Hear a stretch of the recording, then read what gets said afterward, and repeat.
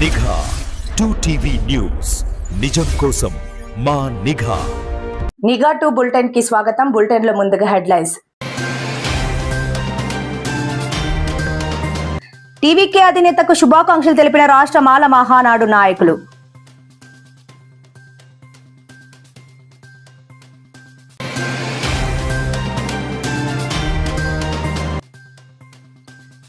లావణ్య మృతిపై సంచలన వ్యాఖ్యలు.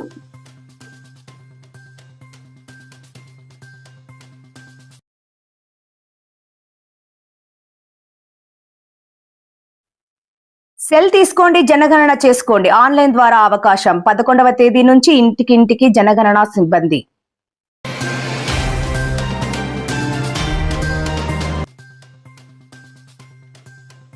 కడప నగరంలో రైల్వే ఉద్యోగాల పేరుతో సాగుతున్న భారీ మోసం వెలుగులోకి వచ్చింది.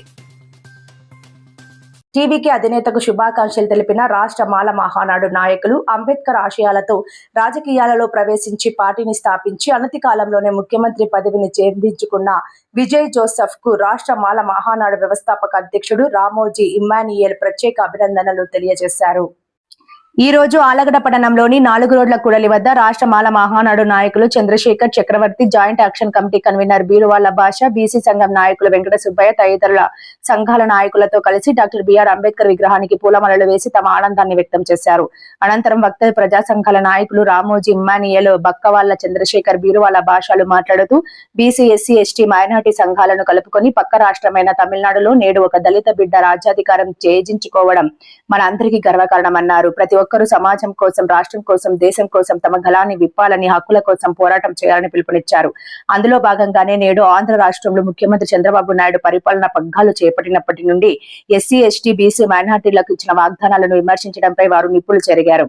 ఇప్పటికైనా రాష్ట్ర ప్రభుత్వం ఎస్సీ, ఎస్టీ, బీసీ, మైనార్టీలకు ప్రకటించిన హామీలను తక్షణమే అమలు చేయాలని, లేకపోతే రానున్న రోజుల్లో ప్రజా సంఘాలన్నీ ఏకమై తగిన గుణపాఠం చెప్పే రోజు ఎంతో దూరం లేదని అన్నారు. అలాగే ప్రజా సంఘాల నాయకులు, సభ్యులు ఐకమత్యంతో ఉంటూ ప్రజా సమస్యలపై ఎప్పటికప్పుడు అటు పాలకులకు, ఇటు ప్రభుత్వ అధికారులకు వివరిస్తూ సమస్యల పరిష్కారంలో తమ వంతు పాత్ర పోషించడానికి సమన్వయంతో ముందుకెళ్లాలని సభ్యులకు సూచించారు. కార్యక్రమం అనంతరం విజయ్ జోసెఫ్ ముఖ్యమంత్రిగా ప్రమాణ స్వీకారం చేయనున్న సందర్భంగా కేక్ ను కట్ చేసి తమ ఆనందాన్ని, అంబరాన్ని అంటేలా సంబరాలు నిర్వహించుకున్నారు. కార్యక్రమంలో రాష్ట్ర మాల మహానాడు మండల నియోజకవర్గ, జిల్లా మరియు రాష్ట్ర స్థాయి నాయకులు ఎర్రమల్ల చక్రవర్తి, రాజేష్ ఇమ్మాన్యుయేల్, ప్రభాకర్ దస్తగిరి, ఓబులేసు శాశావళి, బద్రీనాథ్ బ్రహ్మం, ఎంఆర్పీఎస్ జిల్లా నాయకులు బాల ఓబులేసు, బీసీ సంఘం నాయకులు వెంకట సుబ్బయ్య తదితరులు పాల్గొన్నారు.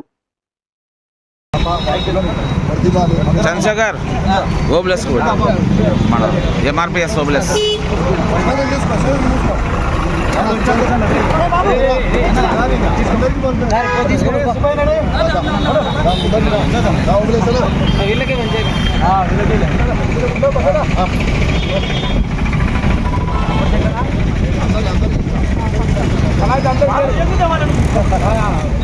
వచ్చిన పెద్దలందరికీ, మరి రామోజీ ఇమ్మాన్యుయేల్ అన్న గారికి, మరి బీరువాళ్ల భాషన్న గారికి, తదితర నాతో వచ్చిన అందరికీ సహోదరులకు కూడా ధన్యవాదాలు తెలుపుకుంటున్నాను.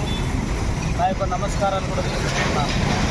ఎందుకంటే ఈరోజు మన దేశంలో ఒక దళితుడై ఉండి మరి విజయ్ గారు ఎంతో విజయం సాధించి ఈరోజు ముఖ్యమంత్రి కాబోతున్న సందర్భమున మేమందరము కూడా అన్నగారందరము కూడా కలిసి వచ్చి ఈ కేక్ కట్ చేసుకుంటున్నాం. ఎందుకంటే ఇక్కడ అనేకమైన విషయాలు ఉన్నాయి. దళితులు వెనుకబడి ఉన్నారు. దళితులను పైకి తీసుకురావాలనే ఉద్దేశంతో మేము ఈ కార్యం జరుపుతూ ఉన్నాము. రామోజీ ఇమ్మాన్యుయేల్ గారి ఆదేశం మేరకు మేము ఎన్నో కార్యక్రమాలను కూడా ఇంకా ముందుకు చేస్తాము. కాబట్టి అలాగే ఇక్కడ విజయవంతం చేయాలని అనేకులను కూడా ఈ పార్టీలో చేర్చుకొని, మా వర్గంలో చేర్చుకొని వారికి కూడా తోడ్పాటు ఉండాలని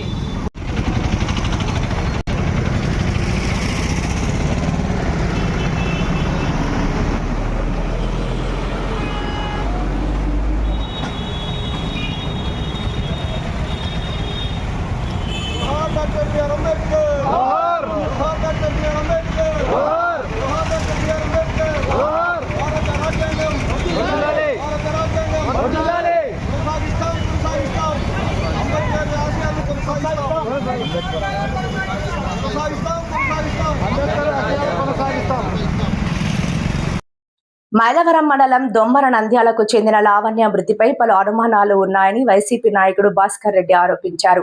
పోలీసులు లోతుగా విచారించాలని ఆయన కోరారు. జమ్మలమడుగులోని పార్టీ ఆఫీసులో శుక్రవారం ఆయన మాట్లాడుతూ పట్టణానికి చెందిన ప్రముఖ వ్యాపారవేత్త కుమారుడు ప్రేమ పేరుతో యువతిని మోసం చేసి మృతికి కారణమయ్యాడని ఆరోపించారు.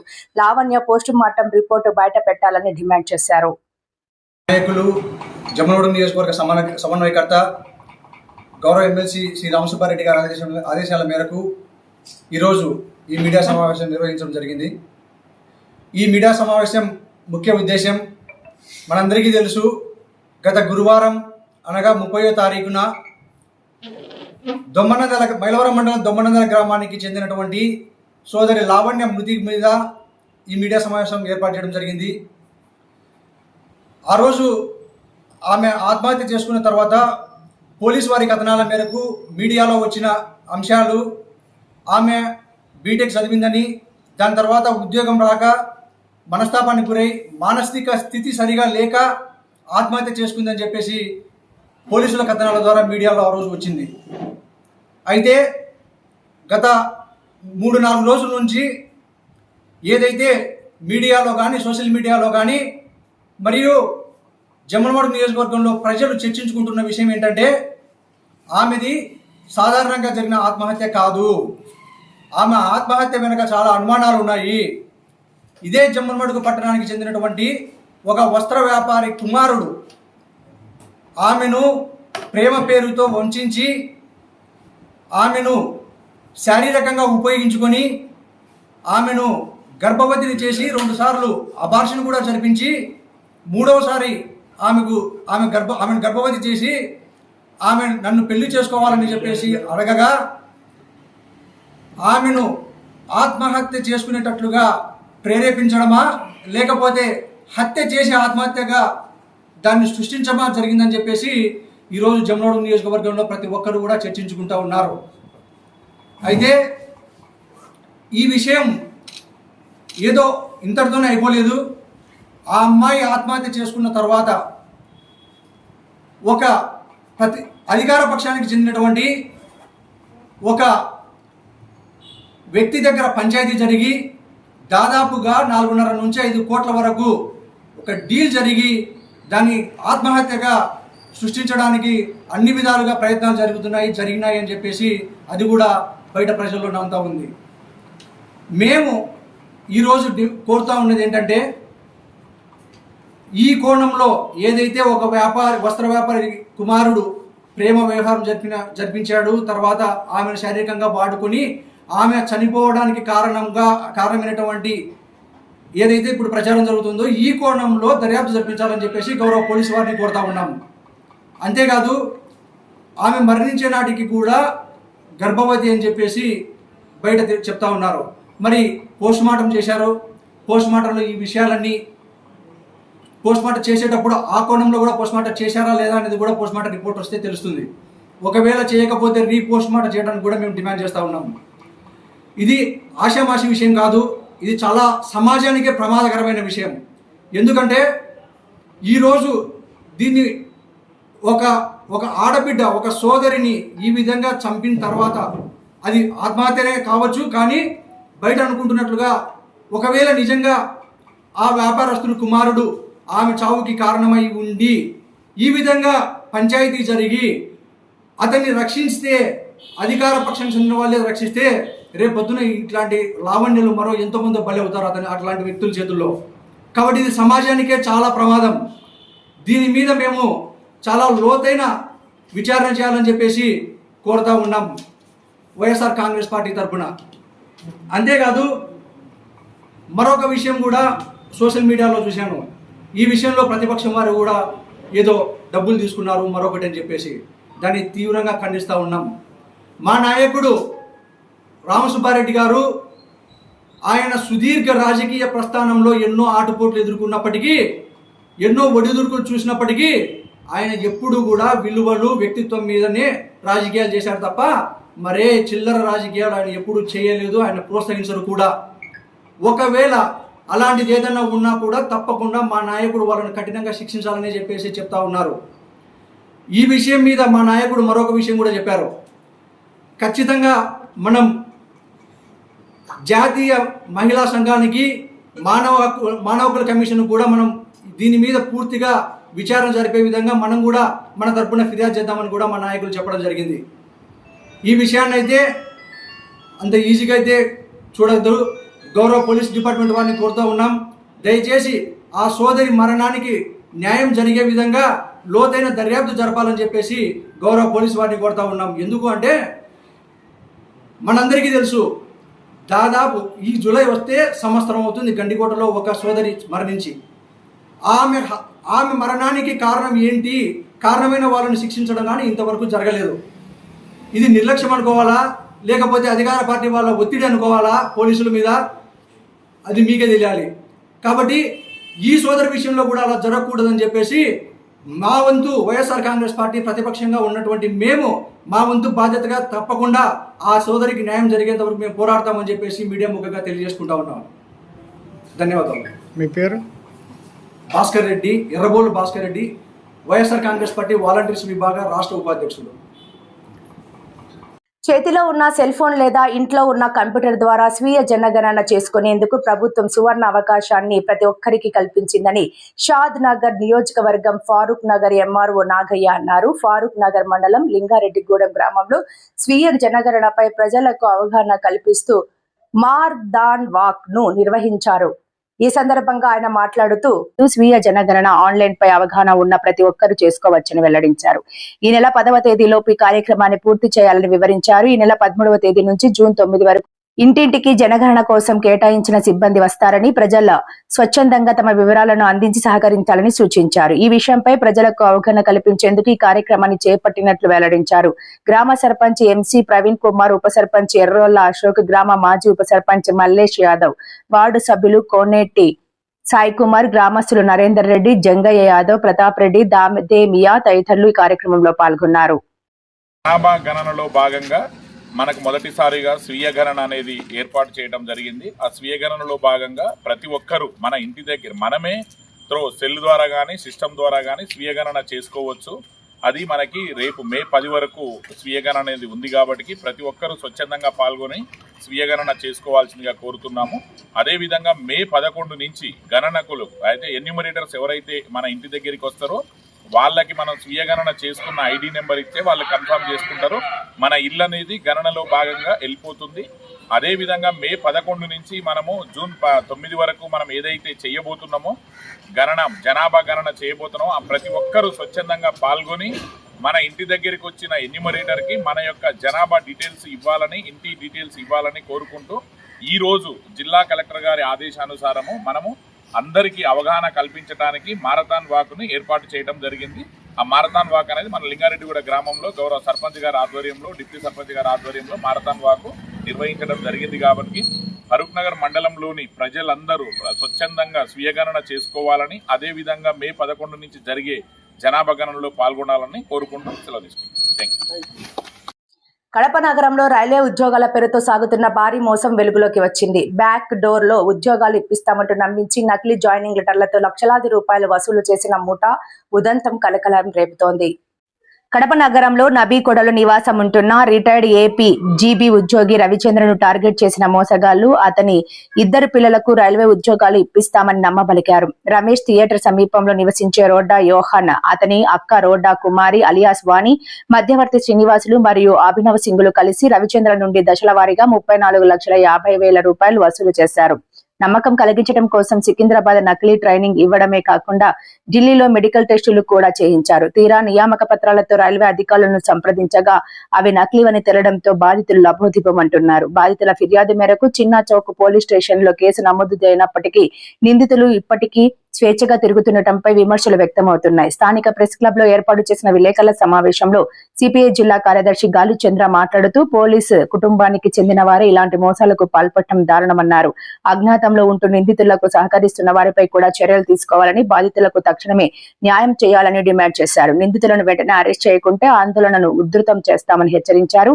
ఈ సమావేశంలో బాధితుడు రవిచంద్రతో పాటు సిపిఐ నాయకులు వేణుగోపాల్, బాదుల్లా తదితరులు ఉన్నారు. ఈ ఈ రవిచంద్ర అనేటువంటి వ్యక్తి దగ్గర డబ్బులు ఉన్నాయని పసిగట్టి మొత్తం డబ్బులు కొల్లగొట్టి ఆయన్ను నిలువున మోసం చేయడమే కాకుండా నకిలీ పత్రాల పేరుతో ఇవాళ తీవ్రమైనటువంటి మోసానికి ఒడిగట్టినటువంటి ఘటన పైన ఎస్పీ గారిని కలిసిన తర్వాత తాలూకా పోలీస్ స్టేషన్లో వాళ్ళపైన కేసు నమోదు చేయడం జరిగింది.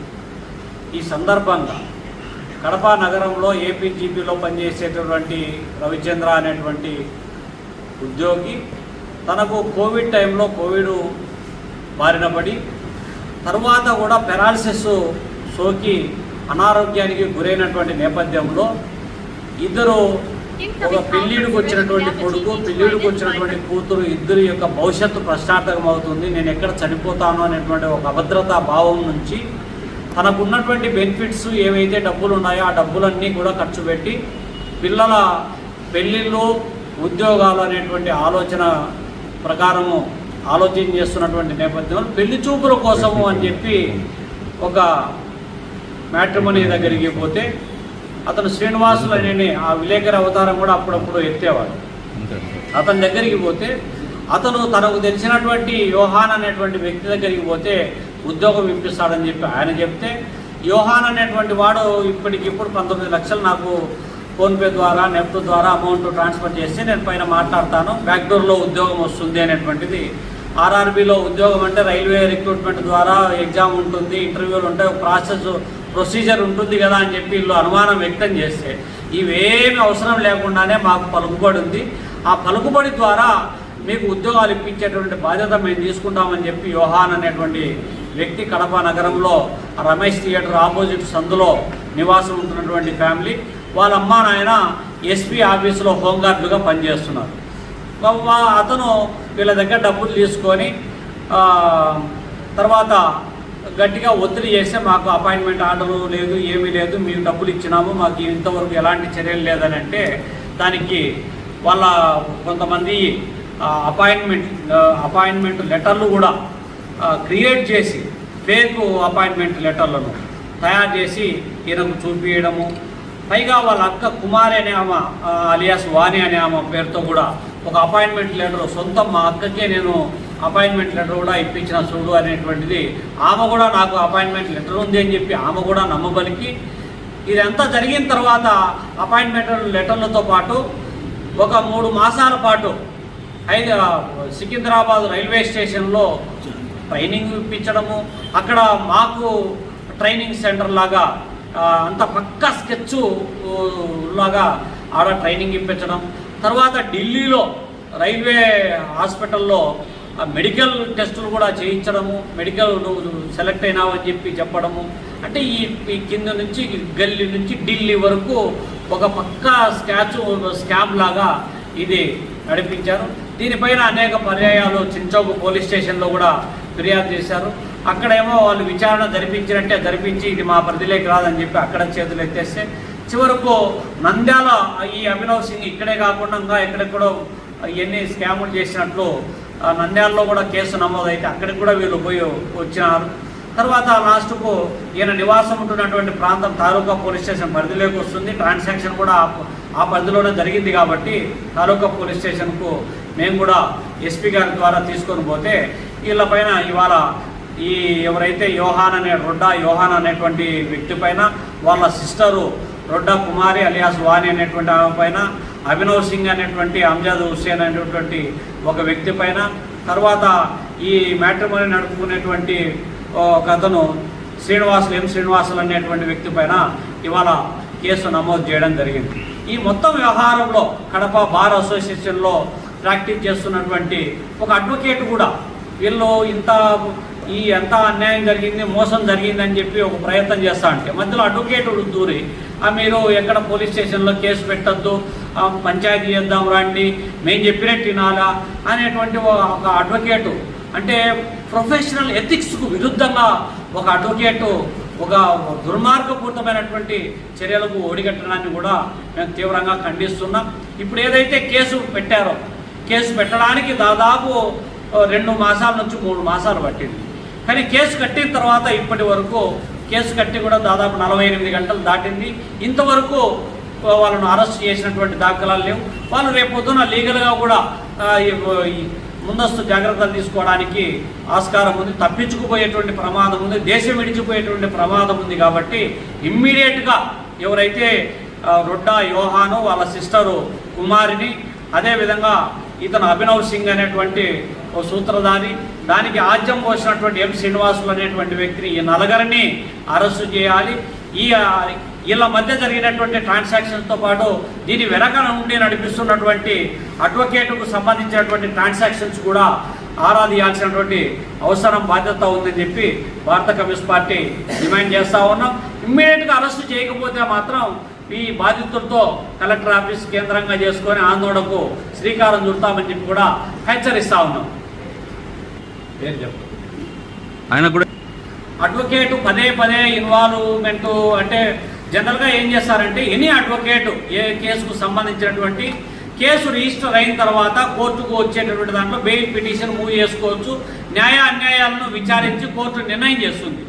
అది ప్రొఫెషనల్ ఎథిక్స్. ఏ అడ్వకేట్ అయినా కేసులో పిటిషన్ వేయచ్చు. కానీ పోతాడు, పోలీసులను బెదిరిస్తాడు, కేసు రిజిస్టర్ చేయొద్దని చెప్తాడు, పైగా వీళ్ళకు పదే హెచ్చరిస్తాడు. కాబట్టి అతను వైఖరి మార్చుకోవాలని మాకు న్యాయస్థానాల పట్ల, అడ్వకేట్స్ పట్ల గౌరవం ఉంది. ఆ గౌరవం ప్రకారం అతను వైఖరి మార్చుకోకపోతే అతని పేరు చెప్తాము, అతని ఊరు చెప్తాము, అతని వ్యవహారం పైన కూడా కరపత్రం వేసి కోర్టులో ప్రచారం చేయడానికి కూడా వెనకాడు. పనిచేశాను. నాకు హెల్త్ బాగాలేని వల్ల విఆర్ఎస్ తీసుకున్నాను. నాకు వచ్చిన బెనిఫిట్స్ లెక్కంతా నాకు కట్టి ఉద్యోగాలు ఇప్పిస్తానని శ్రీనివాసులు అనే అతను నాకు గ్యారెంటీ ఇస్తాను నేను, అది ఇది అని చెప్పి నన్ను చూపించాడు. నాకు హైదరాబాద్లో ఒక మనిషి ఉన్నాడు, యోహాన్ ఉన్నాడు, ఢిల్లీలో ఒక మనిషి ఉన్నాడు, బ్యాక్డోర్ ప్రకారం మేము ఇప్పిస్తామని నమ్మబలికినాడు. అయితే ఢిల్లీకి పిలిచిపోయినాడు, మెడికల్ పరీక్ష చేయించినాడు. మళ్ళీ సికింద్రాబాద్ పిలిచిపోయినాడు. అక్కడ ట్రైనింగ్ కూడా ఒక నెల రోజులు అక్కడే నిలబెట్టినాడు. ఢిల్లీలో కూడా ఒక నెల ట్రైనింగ్ ఇప్పించారు. ఇక్కడి నుంచి ఈ యోహాన్ అనే వాళ్ళ సిస్టర్, మేము నమ్మబలికారు, యోహాన్ అనే వాళ్ళ సిస్టర్ నాకు కూడా అపాయింట్మెంట్ ఆర్డర్ వచ్చింది. నేను విజయవాడలో ట్రైనింగ్ చేశాను, నాకు కడప కూడా రైల్వే స్టేషన్ ట్రాన్స్ఫర్ వస్తుంది అని నమ్మబలికి ఇచ్చి ఆ లెటర్ కూడా మాకు జిరాక్స్ కాపీ కూడా ఇచ్చారు వాళ్ళు. ఆఫర్ ఆర్డర్ వచ్చింది నాకు చూడండి కావాలంటే అని. ఆఫర్ ఆర్డర్ మీకు కూడా ఇప్పించినారు కూడా. కానీ అది జాయిన్ కావడానికి సికింద్రాబాద్ పోతే అది ఫేక్ అని తేలింది. తేలిన తర్వాత మేము గట్టిగా అడిగే లోపల ఫోన్ స్విచ్ ఆఫ్ చేసి దొరకకుండా తిరుగుతాం ఇద్దరు. అందుకు మేము పోలీస్ స్టేషన్ను ఆశ్రయించినాము. మీరు కూడా ఒక గవర్నమెంట్ ఎంప్లాయీ మీరు, కానీ సెంట్రల్ గవర్నమెంట్ జాబ్ అంత ఈజీగా ఇప్పిస్తామంటే అసలు ఎట్లా నమ్మినారు మీరు? సార్, బ్యాక్ డోర్గా మేము మాట్లాడుకుంటాము, మీకు జాబ్లో మేము కూర్చోబెట్టే బాధ్యత మాది అని నమ్మగలుగుతున్నాం సార్. బ్యాక్ డోర్ జాబ్స్ అనేది సాఫ్ట్వేర్లో ఉంటాయి, కానీ గవర్నమెంట్ జాబ్స్ అనేది అంత ఈజీగా ఉండవు కదా. మామూలుగా మేనేజ్మెంట్ కూడా కాకుండా మాకు డిపో మేనేజర్లకు అట్లా కేటాయిస్తారు. కొన్ని 5 జాబ్స్ అట్లా ఉంటాయి. దాంట్లో మేము కేటాయించుకుంటాము, మేము మాట్లాడుకుంటాము అని అంటున్నారు. అసలు సికింద్రాబాద్ బీఆర్ఎం ఆఫీసులని కూర్చోబెట్టినారు. మీరు టోటల్ ఎంత అమౌంట్ ఇచ్చినారు వాళ్ళకు? నేను 34,50,000 సార్. ఒకటే తూరు ఇచ్చారా? ఇద్దరికి సార్, ఇద్దరు అమౌంట్. NEFT, PhonePe sir. మీరు వాళ్ళకి అమౌంట్ ఇచ్చినట్టు ఎన్ని డీటెయిల్స్? అంత రికార్డు అంతా మామూలుగా తాలూకా. వార్తలు ముగించే ముందు హెడ్లైన్స్ మరోసారి. టీవీకే అధినేతకు శుభాకాంక్షలు తెలిపిన రాష్ట్ర మాల మహానాడు నాయకులు.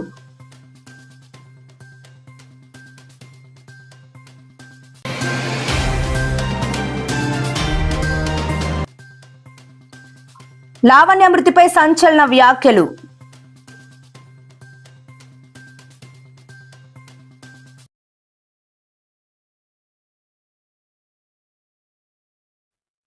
సెల్ తీసుకోండి, జనగణన చేసుకోండి. ఆన్లైన్ ద్వారా అవకాశం. 11వ తేదీ నుంచి ఇంటికింటికి జనగణన సిబ్బంది.